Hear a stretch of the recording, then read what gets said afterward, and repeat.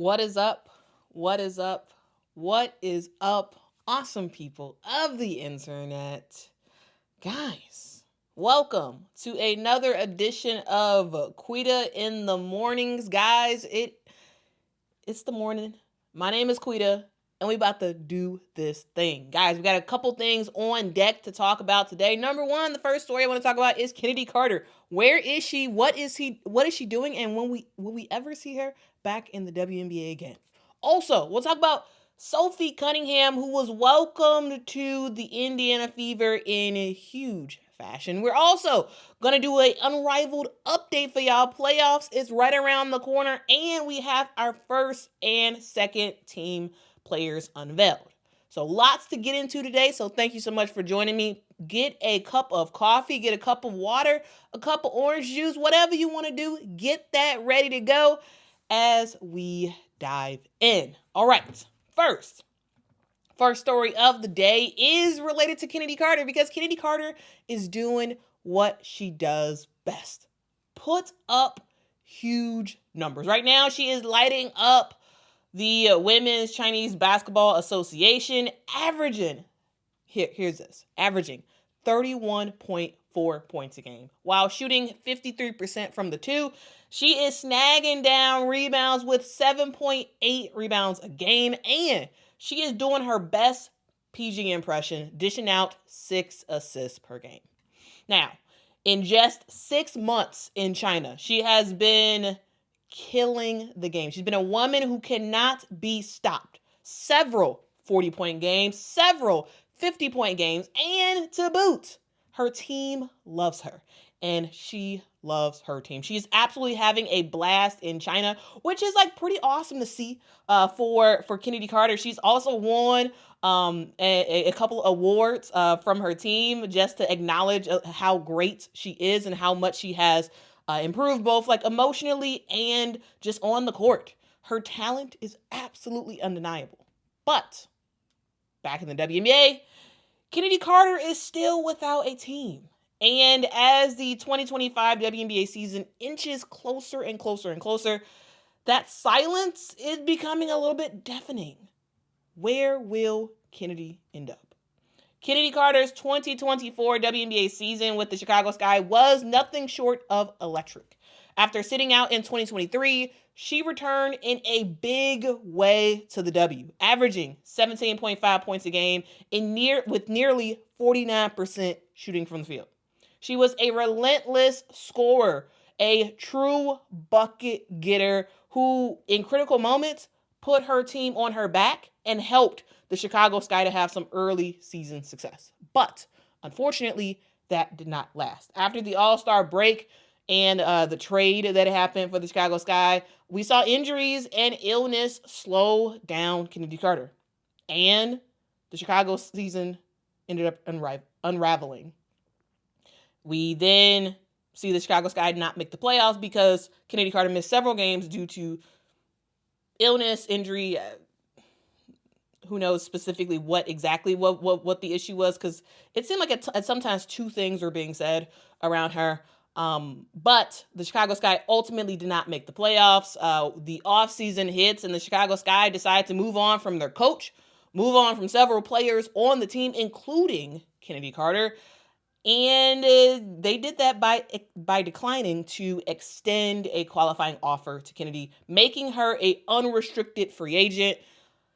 And the reason for it is because supposedly there were concerns that were surfaced around the team's chemistry, and Chennedy Carter possibly playing a role in that, and the Chicago Sky front office basically saying that, hey, fit was the reason for them parting ways with Chennedy Carter. She's a fantastic player. Everybody knows that. But it just seems like this was not necessarily the right fit. Now, was this a fair call? Maybe not. The Chicago Sky have been in a franchise in flux for the last several years, cycling through coaches and players at a alarming rate. But letting go of one of the most dynamic guards in the WNBA, especially out of a breakout season for that player, feels like a huge gamble, and something that we actually will not know how this turns out for the Chicago Sky for a while, because Chennedy Carter is fantastic. She's someone who, in a lot of ways, is unguardable. However, she's without a team right now. So the question is, why hasn't Chennedy Carter signed to a WNBA team? Well, it's because her career has been a full story of starts and stops. She was drafted number 4 in 2020 by the Atlanta Dream, where she showed flashes of greatness, flashes of stardom. However, ultimately, she was dismissed due to locker room issues. She had a short stint with the LA Sparks, and then she was out of the WNBA for a full season in 2023. When she came back in 2024, signing a training camp contract with the Chicago Sky, she proved that she still belonged in the W. But now, free agency has basically come and gone. Technically, we're still in free agency period, but it's basically come and gone, and Chennedy Carter remains unsigned. The reality is it's likely coming down to fit. Chennedy Carter is a hooper, right? But she is not a three-point shooter. She's someone who at times can hit a three-point shot, but not really a three-point shooter. Her game really is driving downhill, getting to the basket, dribbling the ball, getting her teammates involved. That's her game. And her lack of three-point shooting does kind of limit how some teams kind of envision their offense being run. Also, teams are possibly hesitant about chemistry with teammates. This is a league where roster spots are very sparse. Very, very sparse. Teams are looking for players who not only can produce, but also mesh well in the locker room. And at the same time, you could say that Chennedy Carter's talent is impossible to ignore. It is. She was second in the league in points per minute last season in the WNBA. She was unstoppable in the paint. And if any WNBA team was waiting to see if she still had it, she does, clearly. Watch her dominance in China. That's all the proof you need, that Chennedy Carter is still her. However, the question remains, why isn't Chennedy Carter back in the W? Culture fit, locker room fit, the specific role that she would need to play on a team, and the fact that right now there isn't many spots available left. At this point in free agency, the majority of teams are already solidified in terms of the players that they have kind of going in. Yes, some teams are still adding in some training camp contracts, but for the most part, everything's already situated when it comes to WNBA rosters. And it begs the question, where does Chennedy fit? And it makes me actually wonder about the growing possibility that Chennedy Carter ends up following a similar path to Liz Cambage. So Liz Cambage, if y'all don't know, Liz Cambage was a fantastic center in the WNBA.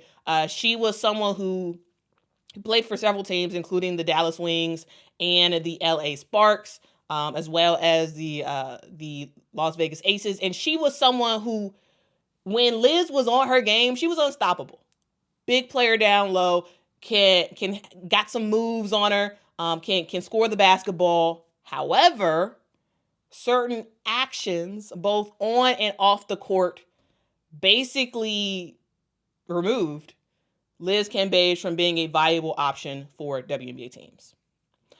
Also, her actions on and off the court left her off of the Australian national team, where she was an absolute star. But we all know the issue that happened with her and Team Nigeria when she was playing with Team Australia. If you don't know what that is, I made a video in the past talking all about it. But basically, the different actions that Liz Cambage has done has led her to be ostracized from the traditional form of women's basketball, right? She's out of the WNBA. She's someone who likely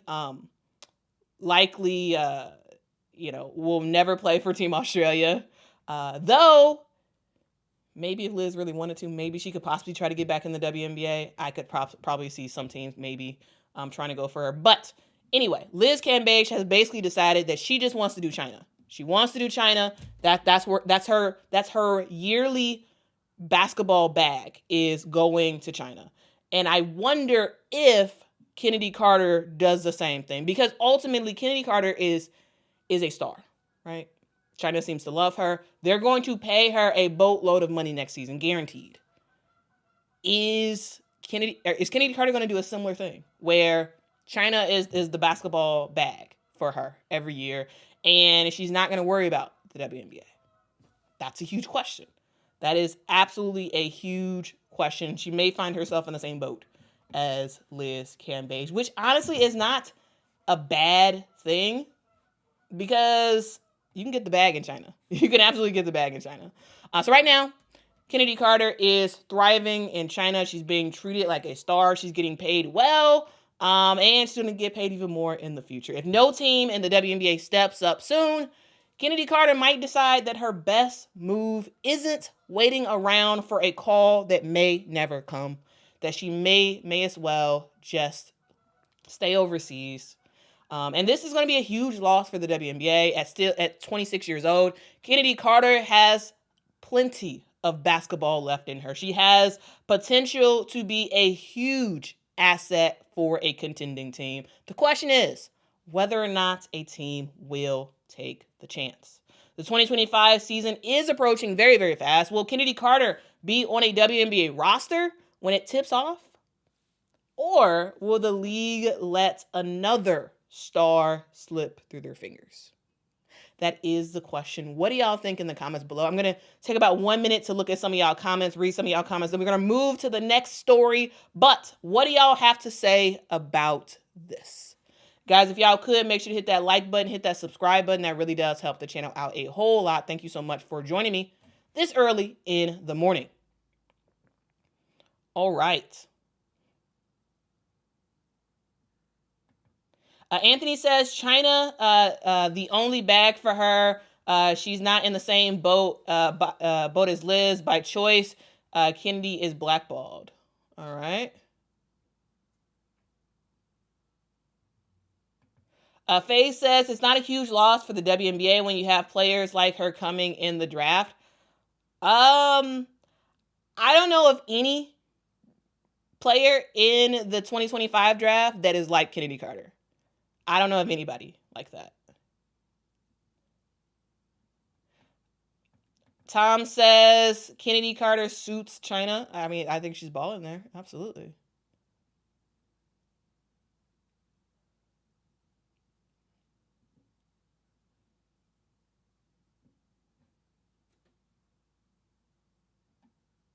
Let's see.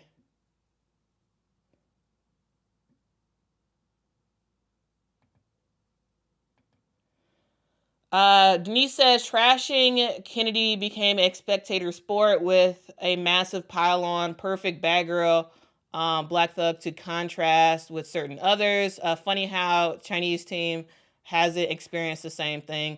I mean, Denise, like, Chennedy absolutely, trashing Chennedy absolutely was a spectator sport. It absolutely was a huge secondary sport this past summer. It really was. Like, and you know, ultimately that's going to be how it is. Every year people are going to find people to go after. And not to say Chennedy was perfect at all, but like, you know, it is what it is. All right. But yeah, we'll ultimately see what happens. Here's the thing. Chennedy Carter, excellent talent. Excellent talent. However, basketball is more than just X's and O's. It's more than just X's and O's. It is culture fit. It's leadership. It's the way you handle yourself in the locker room. It's the way you handle yourself outside of the locker room. It's the way you handle yourself on social media. Like, all of that is a thing. And we all know that Chennedy Carter says whatever she wants. And it doesn't always work with how teams want to run themselves. And so ultimately, it is what it is. Ultimately, it is what it is. Because basketball is just more than just putting the ball in the hole. That's something that we continue to be cognizant about as time goes on. All right, next up, let's move on to the next topic. And that is around Sophie Cunningham, who got the star treatment as the Indiana Fever introduced her officially to their team. Now, the Indiana Fever, we all know, they know how to make an entrance. Over the last couple of years, they have, really last 2 years, really. They've kind of built a reputation for rolling out the red carpet for their new acquisitions. And Sophie Cunningham is the latest player to receive the full star treatment. If y'all don't know, Sophie Cunningham was acquired by the Indiana Fever due to a blockbuster 14 trade earlier this year. She was formally introduced to the public on Tuesday with an event-filled day where she had a press conference, she had a media scrum, she had a courtside appearance at the Pacers game, she had a practice session where they literally posted every single shot she made in that practice, and she was everywhere. Sophie Cunningham was absolutely everywhere. And it's clear that the Fever are continuing to go all out for their newest additions, and Sophie Cunningham is just as excited to be in Indiana. Now, when Sophie first got the call that she was going to get traded to the Indiana Fever, she was super, super excited. She let us know that, of course, she was hanging out by the water. And she said her first thought was, heck yeah, we're about to win a championship. And guys, honestly, if you look at this roster, and I mean, she's probably not lying. She's probably not lying, guys. If y'all don't know anything about Sophie, she is a fierce competitor, known for her toughness. She is what a lot of people would call a 3-and-D player, even though she didn't necessarily call herself that initially. She is someone who can knock down threes left and right. Also, she is someone who can sit down on defense and play with that toughness. She joins the Indiana roster that is, in a lot of places, loaded up for a deep playoff run. They have the additions of DeWanna Bonner, Natasha Howard, Sydney Colson, and you have the team's young core in Caitlin Clark, Kelsey Mitchell, and Aaliyah Boston. It's looking pretty good in Indiana. She's just excited to go out there, hoop, and possibly try to win a championship. And when it comes to embracing everything that Indiana has to offer, i.e. the Caitlin Clark effect, Sophie's excited about that opportunity. She's excited for an opportunity to play alongside Caitlin because she said that Caitlin changed the game. And she has helped to improve the visibility of the game.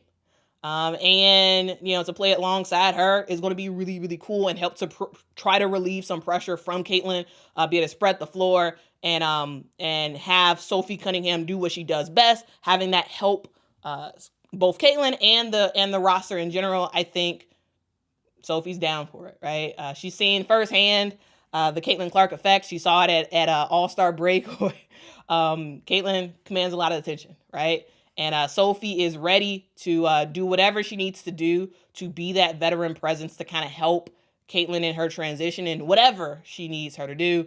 Because she realizes that no one's walked in Caitlin's footsteps. No one knows specifically what Caitlin has been going through. But at the end of the day, she's going to try to do her best to empower Caitlin to do what she does best and ultimately empower the rest of her team to just go out there and be great. Now, here's the thing. I think Sophie Cunningham is a perfect fit for this team.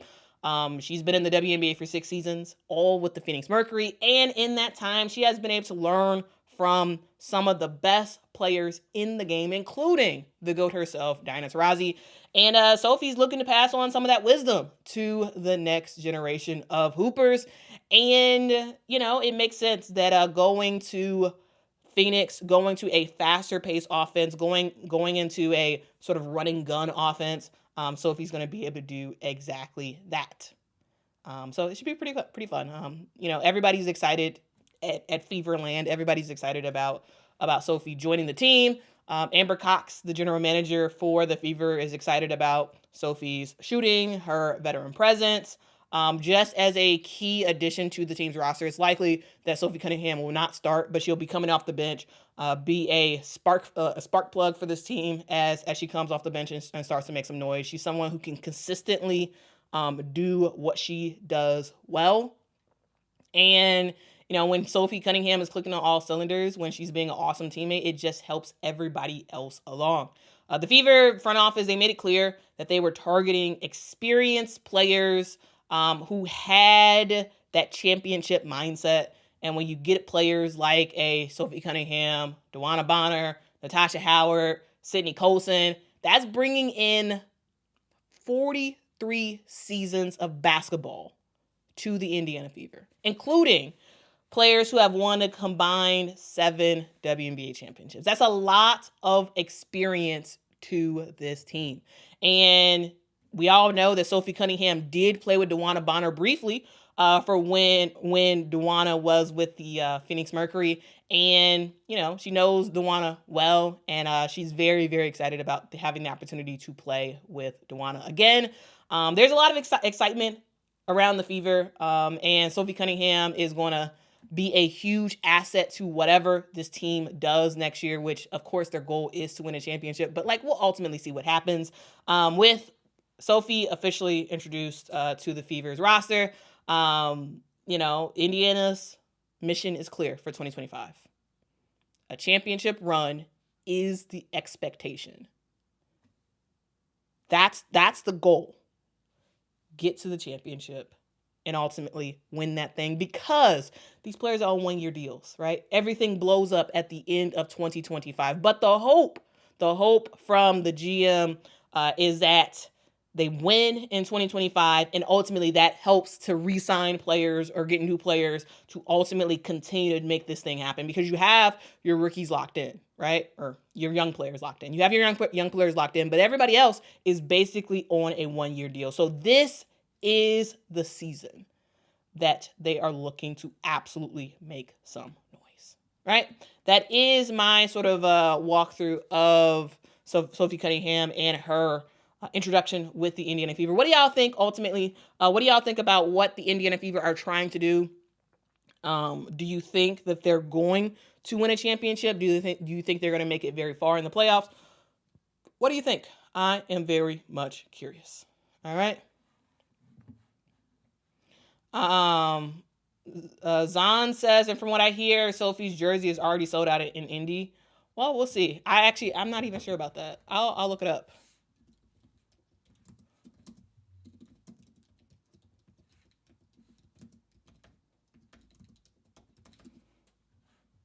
Let's see. Is it sold out? It looks like, yes. It looks like all the sizes besides the extra small are sold out. So I'm looking at it right now. Yes. Looks like the red jersey for the Indiana Fever is all sold out besides one extra small jersey. So yeah, she's... Hey, the Fever know how to sell out stuff. They know how to sell out stuff. Okay. Sunray says, why is she the only one who got the red carpet treatment? She's not the only one who's gotten the red carpet treatment. I'm not sure how much of the Fever you've been paying attention to, but after Kelsey Mitchell re-signed, she got the red carpet treatment. DeWanna Bonner got the red carpet treatment. This is not a team that is only focus on certain players. Like they've given the red carpet treatment, and I'm sure eventually they're going to do it for Sydney Colson as well. Like this is not a just Sophie thing, right? So yeah, hopefully that helps. All right. Hopefully that helps.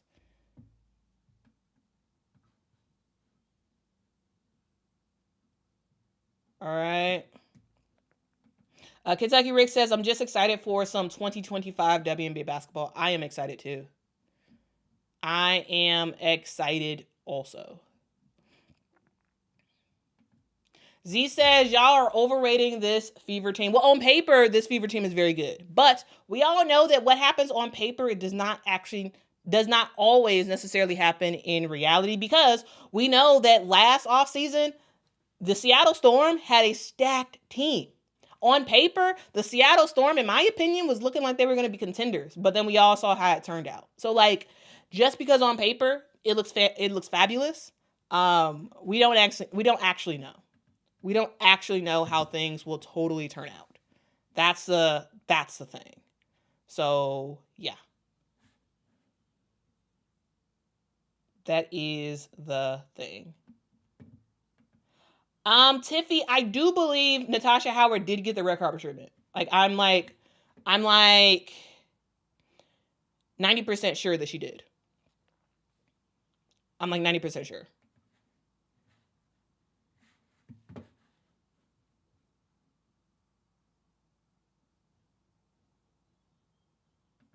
Yeah, Lynn says they did nice press conferences for each of the new players so far. Sid is the last one. Yeah, I don't think it's anything about race or whatever. Like, Sophie Cunningham is just the latest one to get it. They did it for Kelsey Mitchell. They did it for DeWanna Bonner. Like, this is not a specific thing for Sophie. This is what the Indiana Fever does. So, and it's something that all other teams should really do as well. I think it kind of helps that, like, the Fever and the Pacers have the same ownership group, and so it makes more stuff possible, in my opinion. But yeah, we'll see. Bill says, remember, there's only one ball. Fever are going to have to figure out their chemistry. Facts on facts on facts. I think you're absolutely right. Like, I think that's the big thing. Just because on paper you're a really good squad, you have to figure out chemistry. And sometimes it takes a while. Like, for example, the New York Liberty, when they first created their super team, they didn't win that first year because they had to work through some stuff. And so I'm interested. I'm interested to ultimately see what happens from here. But yeah, man. Anyway, thank y'all so much for rocking with me. Thank you. We're going to keep it going. Again, this is Quita in the Mornings. I think that's what we're going to name the show.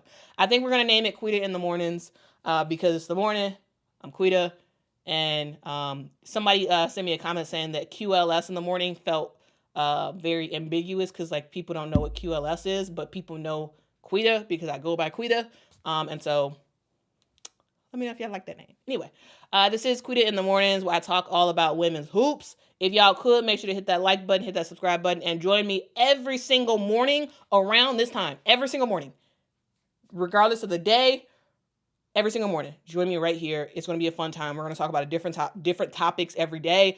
The goal is to do 3 topics every day, kind of hit them and quit them, move on with the rest of our day, and just, rock out. So sip some coffee, eat your breakfast, drive to work, and let's rock out with women's basketball. All right. Thank you.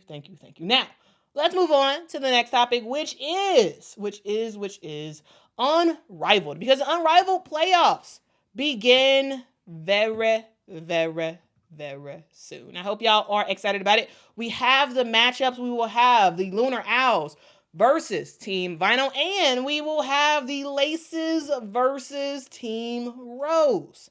I am very much excited about that. I hope you all are as well, because when it comes to Unrivaled hoops, like, we just don't know. Yes, not Phantom. Yes, the Lunar Owls is the best team in the league, but anybody can get got. We saw that earlier this season when Team Rose took down the Lunar Owls. The Lunar Owls can lose. The question is, will they lose? I mean, I think it's going to be kind of hard for them to lose, but the semifinals kicks off on March the 16th with the finals on March the 17th. So hopefully y'all are interested in those.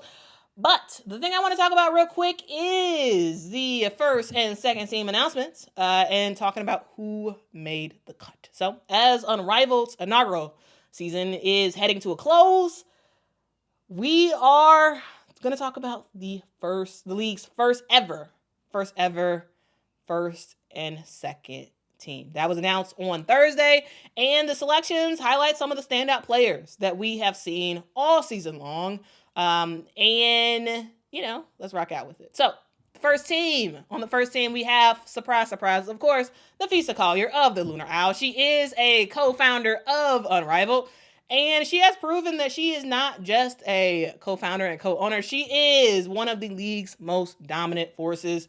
Nafisa Collier has led the league in scoring with 25.7 points a game on a very, very efficient 61% shooting from the field. She has finished 4th in rebounding with 10.6 a game, and she even won the one-on-one tournament in February, which she donated part of that money to the training staff and whatnot. I think that was a pretty awesome thing that she did there. But here's the thing.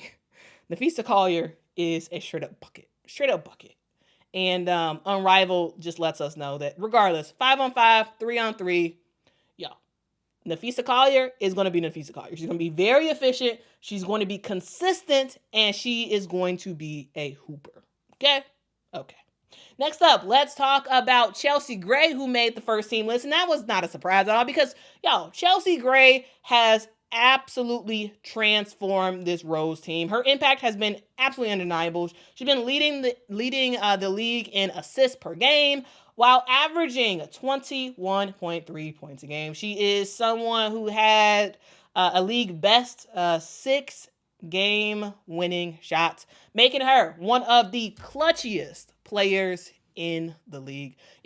When Team Rose is winning games, is because of Chelsea Gray hooping up a storm. Her passes are crazy, and her shots are even crazier, and she be knocking those things down. So Chelsea Gray, of course, no questions about it, is on the first team. Now, wrapping up the first team for Unrivaled is Kayla McBride of the Laces. Kayla McBride is the second leading scorer in the league, averaging, let's look at the thing. She's averaging 2.2 points a game for Miss Kayla McBride.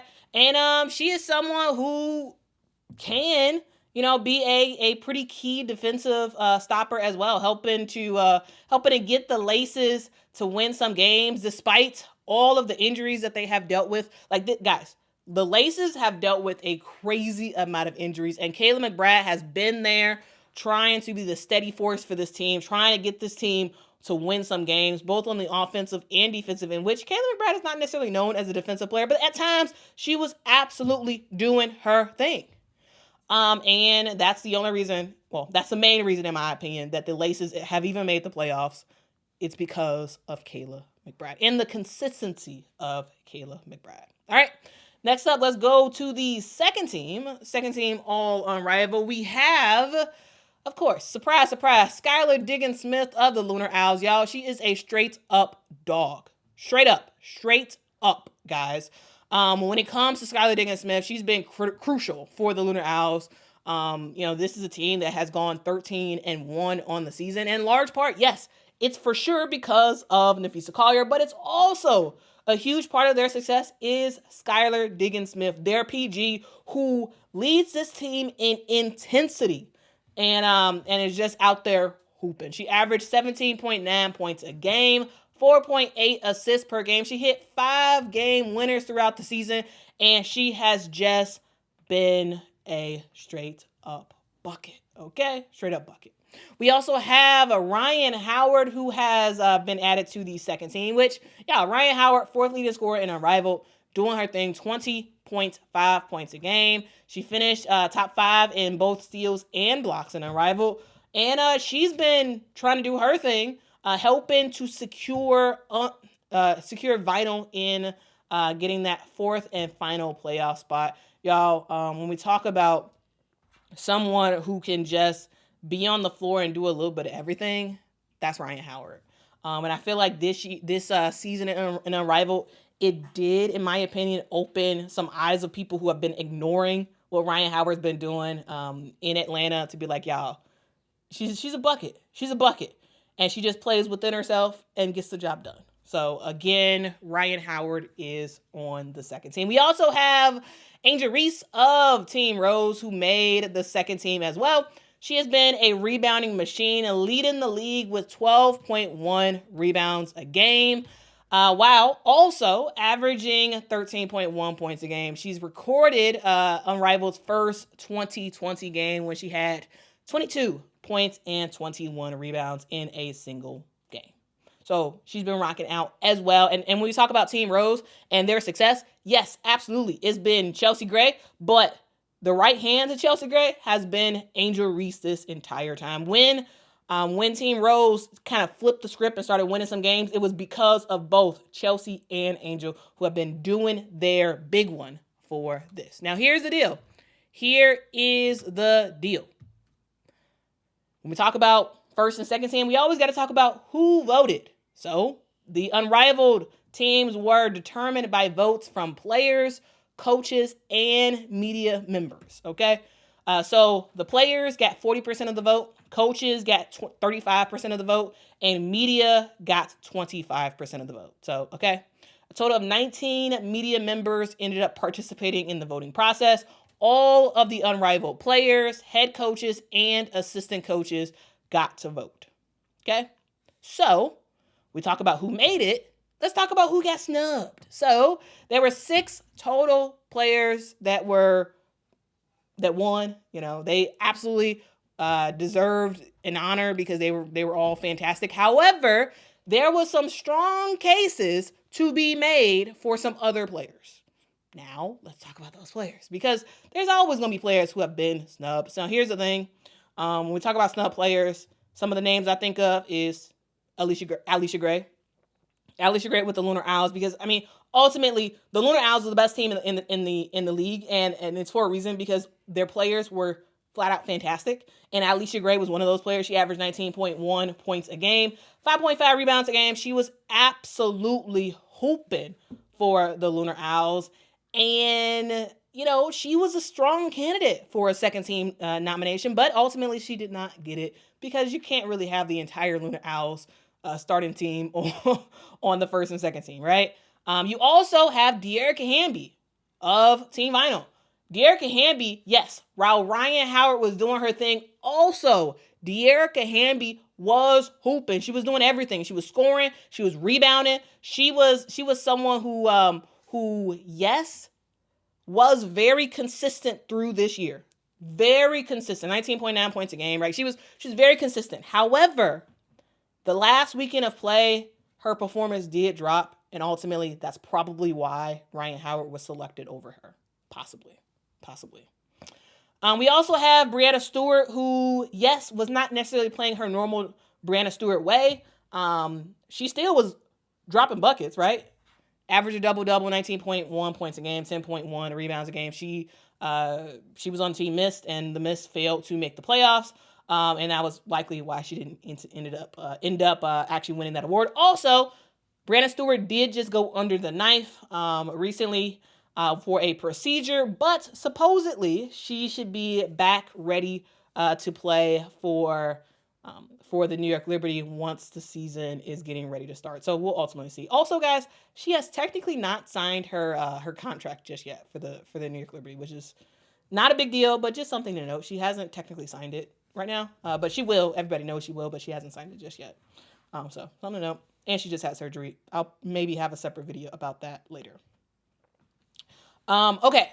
So yeah, those are some of the players that I thought that were like possibly deserving of a second round nomination, but ultimately they did not get it because Unrivaled is a small league, right? Only 6 players can be added to this all Unrivaled team. And now with the all Unrivaled stuff all done, right? We set our eyes on the playoffs, which begin on Sunday with the semifinals. I am so excited to watch these games happen. Of course, as I said earlier, we do have Team Rose versus the Laces.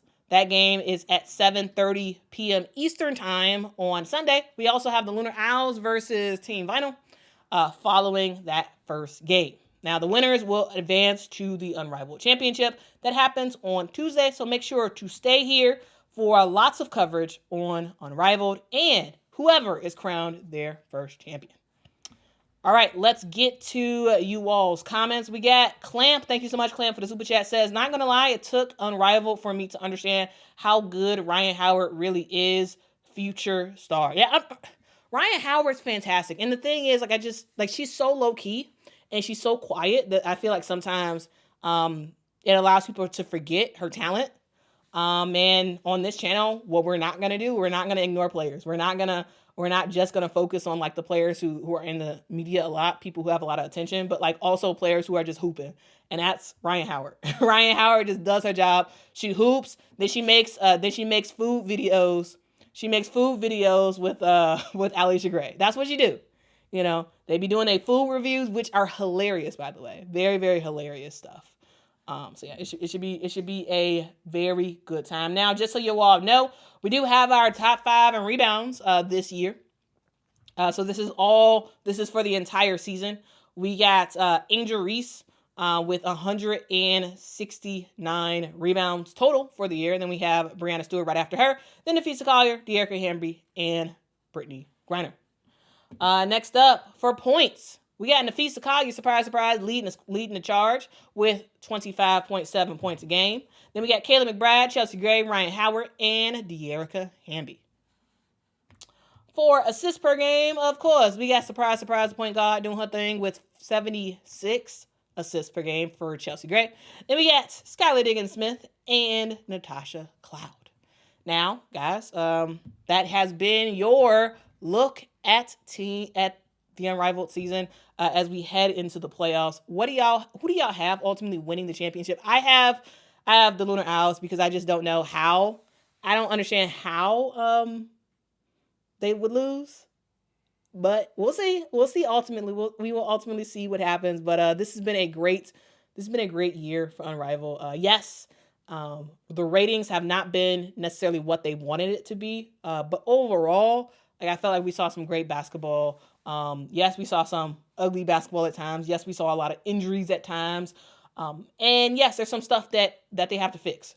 Most notably, the referees, who have been a problem all season.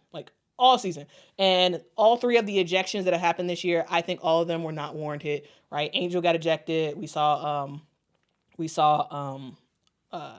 Dejanay Carrington get ejected. And the other Rickea Jackson got ejected. Like, the ejections have not been cool. Not at all. And overall, the referees are a problem. So that's something they have to work through. But overall, I think this has been a really good year for Unrivaled. I'm excited to see what the future has to hold for it. And ultimately, I do think that Unrivaled is helping to kind of push the WNBA into more stuff. We saw when I was at the game for Unrivaled, I saw Kathy Engelbert in the stands. Like, she went to several Unrivaled games. She's just looking and seeing how they do stuff, looking to see how their fan activations look and whatnot. And there's been so many things that Unrivaled has done well that I've been excited about. And ultimately, we'll see how things continue on from here. Now, guys, what do y'all think? Let me know in the comments below. Again, thank y'all so much for rocking with me. This is Quita. We in the morning, and we're talking about some women's hoops. Now, guys, let me just do a quick perusal of the comment section before we end for the day. Now, guys, what did y'all think about the 3 stories? Again, if y'all are just joining, we did cover 3 stories today. First of all, we talked about Chennedy Carter, what she's been doing in China, and why she may or may not end up back in the WNBA. We talked about Sophie Cunningham and the warm welcome that she received with the Indiana Fever, and we just wrapped up talking about Unrivaled. Okay. W. Bazil says, Quita, did you tour the facilities? No, they did not give me a tour of the facilities. I had access to everything that fans had access to, which was the fan activation area, the merch store, and the court. So yeah, that's what I had access to. So not an actual tour or anything like that. But it was a cool thing. William says they must figure out the injury problem. Yes, they have to. They absolutely have to.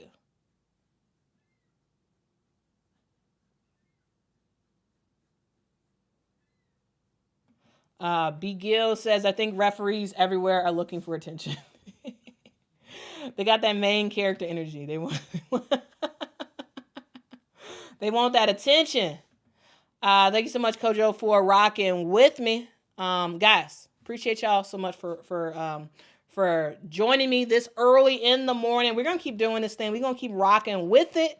Yeah. Tell a neighbor, tell a friend that Quita is on.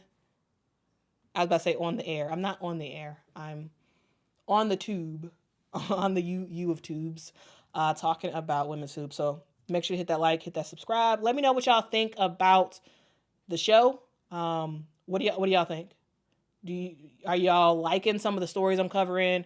Are y'all like, you need to talk about this instead? Like, what do you? Let me know, because it's gonna be a mix of college some days, WNBA some days, Unrivaled, international. Like it's gonna be a mix of a little bit of everything. So let me know what y'all think about this as we go through.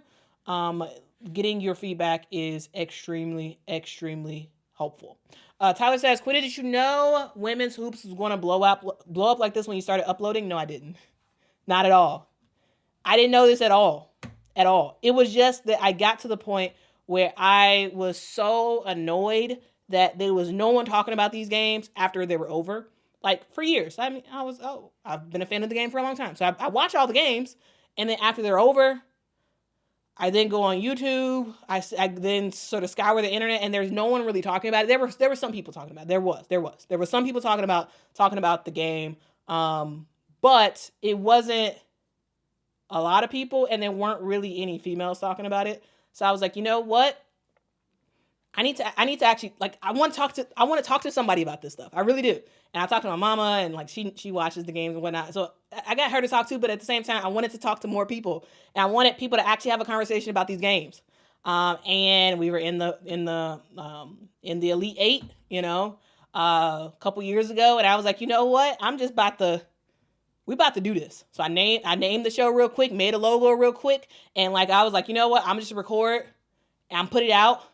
Probably nobody's gonna watch, but maybe there'll be a couple people who are super fans who will watch and we'll talk about it. And I put it out, and I really didn't expect women's basketball to blow up like it did. I didn't.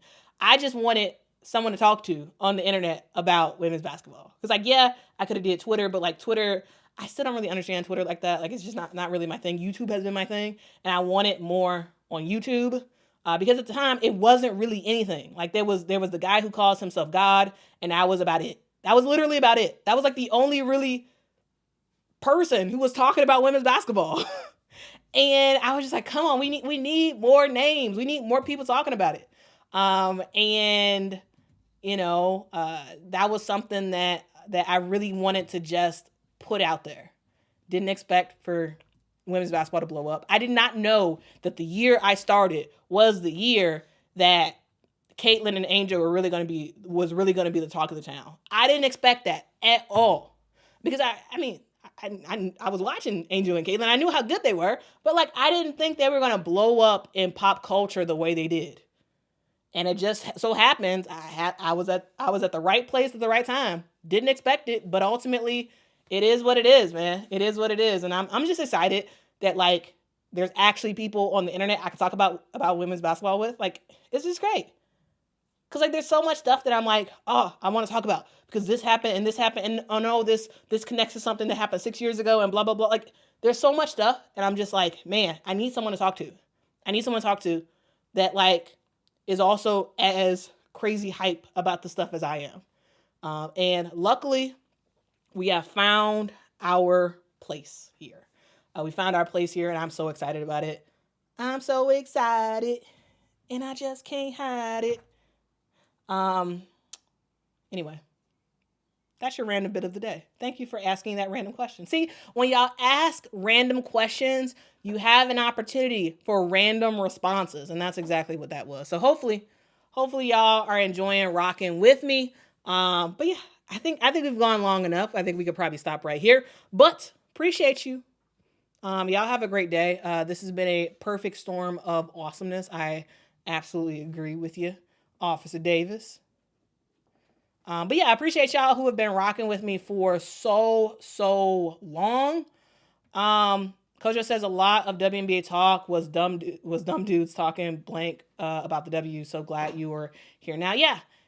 It was a lot of dumping on the W, a lot of dumping on women's basketball. And I get it.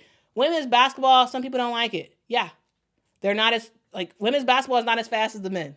They can't jump as high. They're not going to dunk, right? It's not as, as explosive as the men's game. And that's okay. I actually like that. I know a lot of people like that too. And I think one of those things is like, I think people self-select into the WNBA, into women's basketball, into women's sports in general. And for the people who love it, let's rock out. Let's create a home for ourselves on the internet. And for people who don't, well, that's okay. That's okay. It's not for everybody. I'm not a golf fan, That doesn't mean that golf is bad. That just means I don't really like it. You know what I'm saying? Like I appreciate you. I appreciate you. And yeah, guys, we'll see what happens. We'll see. Thank you so much for rocking with me. Y'all have a good day. This has been Quita in the mornings, because my name is Quita and we are in the morning. So good morning, everybody. Y'all have a good one. Love y'all. Till next time, guys. Bye. Uh-oh. Can I end?